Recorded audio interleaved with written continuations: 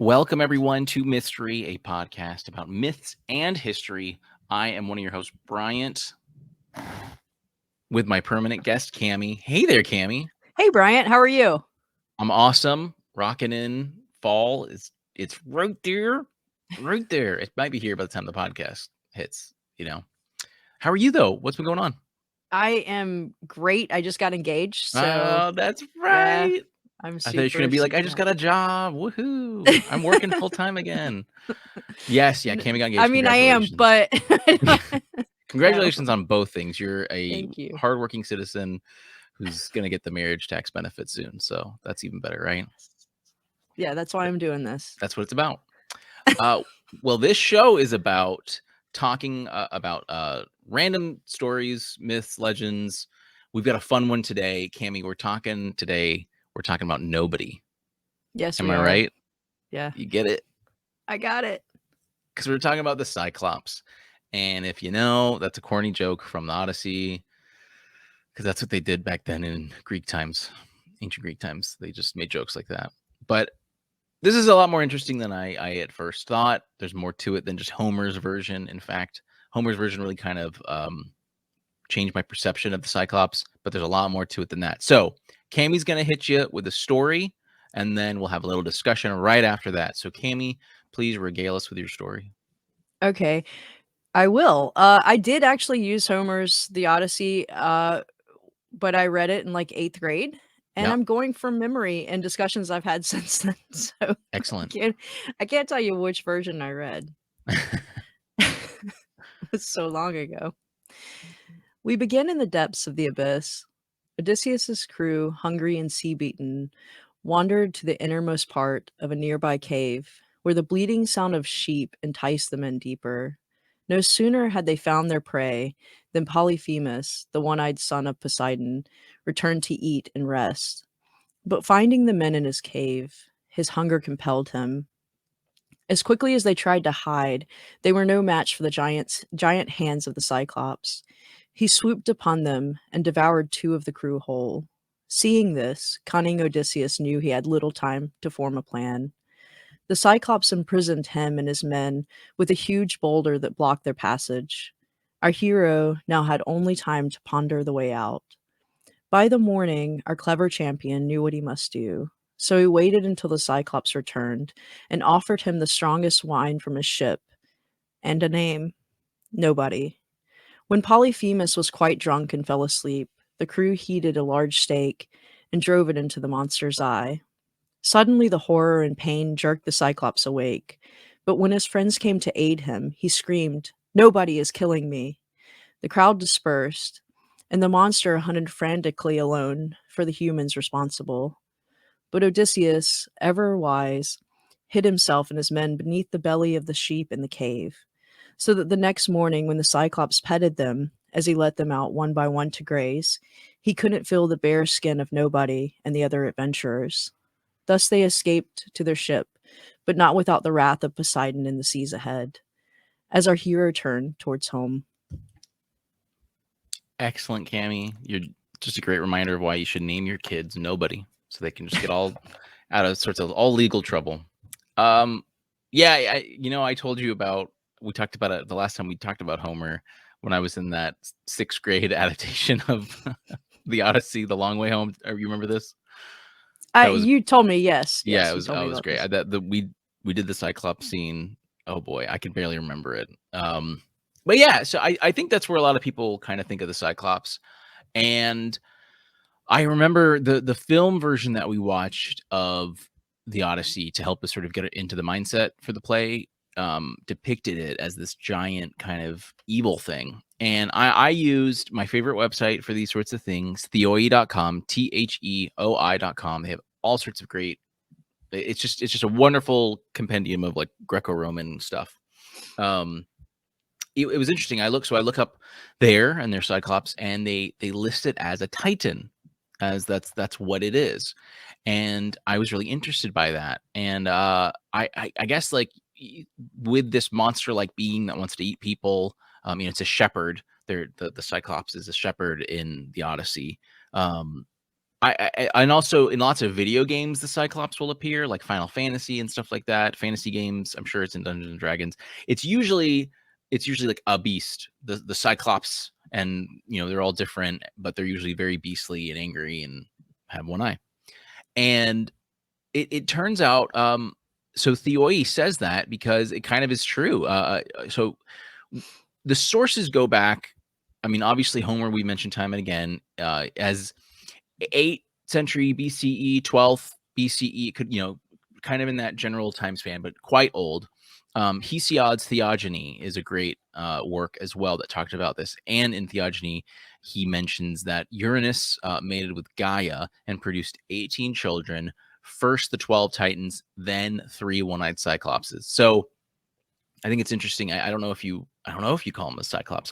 When we talked about Chiron and the Centaur, it was very specific. It was really weird, and you thought you'd think like, oh, they're like humans. They formed from the gods, and then what happened? It's like no, it's weird. It's really weird. So anyway, that's where the Cyclopes or Cyclopes, as it would be pronounced, I believe, came from. But another thing, I mean, it's pretty interesting. Cyclops basically means orb-eyed, like think circle, optic. There you go. Boom. Myth busted. And going through, it's pretty interesting. So in the old sources, other than Homer is one of the main ones that depicts them as these things that don't care about Zeus, that eat dudes and complain when nobody hurts them. And what they really kind of were in the canon of mythology were forgers. They forged Zeus's lightning bolts. They were pretty much born after they were born. Or Uranus locked them away in the earth, and they did that. Apollo's son ended up getting killed by Zeus, and then Apollo ended up killing them. Or one of the Cyclops, although I don't think he actually succeeded, because the original 3 Cyclopses are immortal, it says. But they did go on to have Cyclops babies, and those ones were not immortal, apparently. So but that was the main job for the Cyclops, was to especially after the Titans, when Uranus was out, Zeus was in, they were just straight up meant for foraging. It reminds me a lot of Brocker and Sindri, the dwarves in Norse mythology who foraged, and they're connected with Hephaestus too. In some cases, they would work directly next to him. In fact, there's a Greco-Roman fresco from Pompeii that's dated to the 1st century AD.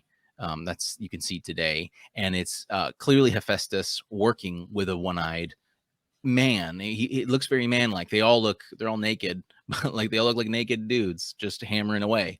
So it's interesting. I completely thought that the Cyclops were evil, big monsters, but it really doesn't seem like that. And as we can see from a fresco from the 1st century AD, this might have been a copy. I didn't actually really see it didn't say that though.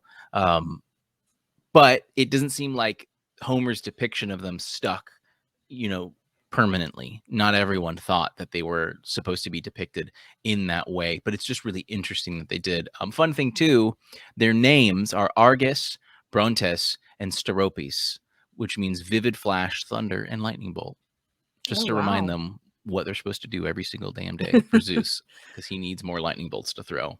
But yeah, these guys, they were mentioned in everything going the oldest stuff that we have, from Homer to Hesiod, all the way up into 1st century AD Latin poetry. I mean, they were extremely important. What I didn't see though is I didn't see the Cyclops come up much through the medieval period and the Renaissance and things like that.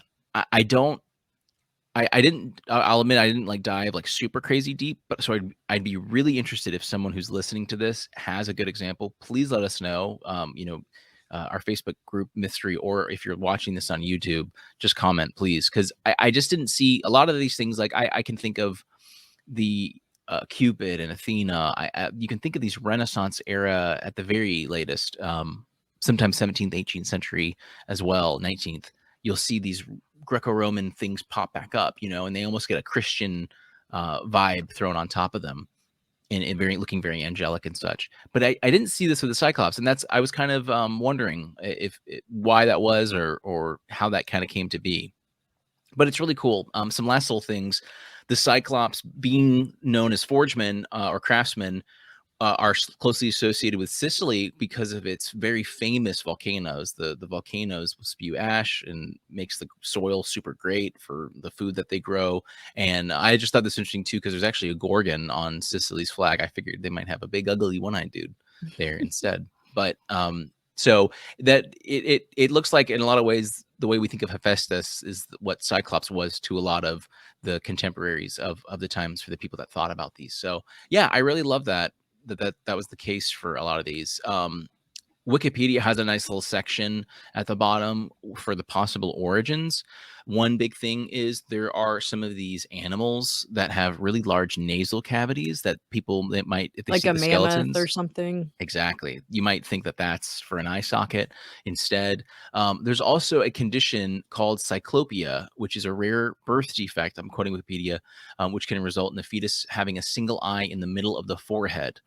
I thought this was interesting because the in like Hesiod's work, the eye is specifically on the forehead, and like depictions is the forehead. You think it might just, two eyes come together, but it's always the forehead. So maybe this is a case of euhemerism where, a myth explains an event. We've talked about that before. And so I'll continue on. But though the possibility has been raised, a link between this deformity and the myth of the one-eyed Cyclops. In the case humans with a single eye in the middle, the nose remains above it rather than below, as in ancient Greek depictions. Oh, okay. Well, there, it kind of answered it there. So I guess even though it's in your forehead, your nose is still kind of proportionate to where it would be. So I don't know. That's pretty interesting how they kind of figure that out. Another cool thing, which kind of goes into humorism, is there is a historian, Walter Burkett. He sees the possibility that the Hesiod's Cyclops explanation and depictions having connections to ancient smith guilds, which would totally make sense, especially if they're, a guild was a very tightly knit group of people. They could have even used the Cyclops as, that could have been their patron saint essentially. And I would totally understand that there being a close association over, hundreds and hundreds and thousands of years of these myths. Remember, I mean, when we did our Gorgon episode, I always like to go back to this. Cammy and I discovered that the Gorgon goes back way back, way before Homer. And so the Cyclops would certainly be able to go that far back as well.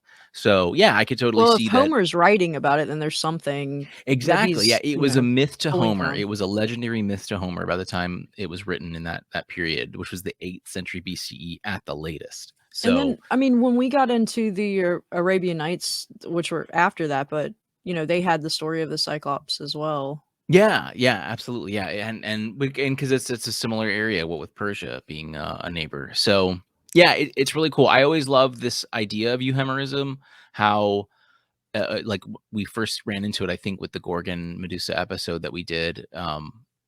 How these things can happen in a society and a civilization, and they make such an impression, but just sort of in that weird game of telephone, over time they become legendary and mythical when they really are rooted in, like, so the Cyclops could have been these dudes who were just strict smith guilds, maybe associated themselves with the Cyclops. Maybe they didn't. It just happened to be that way. You hear about the Smiths, at that island over there, and you can't swim over there. It's too expensive to get a canoe. But yeah, I love it. So, but of course, Homer's depiction is one of the more popular ones. But I hope you take away from this that that's not. Other poets would, there were other plays and dramas and comedies where the Cyclopses were depicted. Sometimes they were beasts, but in many cases they were essentially gods. They were immortal beings born the same way that the Titans were born. So they were quite important, although they would just basically be working from home for Zeus, making thunderbolts. But yeah, so I hope everyone enjoyed this. Again, please, if you have any like interesting depictions of the Cyclops post the fall of Rome, I mean, I'd be really interested to hear about that. That's really what I couldn't find that I'd most like to hear is what do they think about the Cyclops after like the first, second, third centuries AD? But Cammy, thank you for your story. It was excellent. Your middle school Latin teacher would be proud, I believe, right? I think it was an Otherwise, English teacher. I oh don't really? remember. Oh, that makes I sense. think it was Yeah, required, yeah. that's good. That's good. Well, I think that's all I've got to add. Everyone, the show's been trucking along really well, and we could really use your support on YouTube. Hit our link tree below. We'll take you to all of our links. Rate, review, subscribe, right? That's what they say. Yes. Cool. All right, everyone. Well, I think that's all I've got. Cammy, do you have anything you'd like to add? I'm good. Excellent. All right. Well, everyone, we're coming up to October, our fun-filled, spooky episodes, probably our favorite time. We've got some cool plans, so please stay tuned for that. So we will see you then. Oh. Nobody.